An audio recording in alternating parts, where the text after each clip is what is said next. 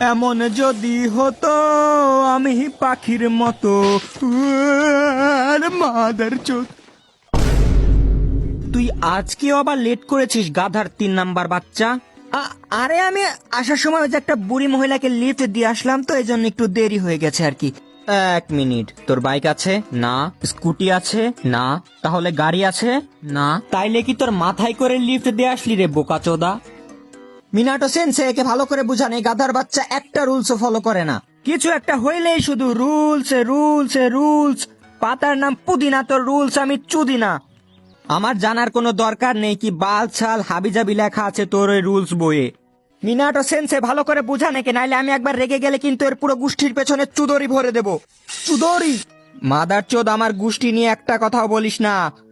চুদিহা ক্লানের আমি, চুদিহা ক্লানের। হ্যাঁ শালা, একবার শুধু আমার শারিঙ্গানটা আসতে দে, তারপর আমি এত বড় সুসানু বানাবো, এত বড় সুসানু বানাবো যে আমার সুসানু যদি তোর উপরে পায়খানা করে তুই তার নিচে পড়ে একদম চ্যাপ্টা হয়ে যাবি। আরে যখনই দেখি তখনই শুধু মারামারি আর মারামারি। এদেরকে আমি কত করে বলেছি যে মিশন চলাকালীন গালাগালি, কাটাকাটি, মারামারি, গুতাগুতি, চুমাচুমি ইজ নট অ্যালাউড। যদি মিলেমিশে থাকতে না পারো, এই নাও শুরিকেন আর ঢুকিয়ে দাও একে অপরের পেছনে।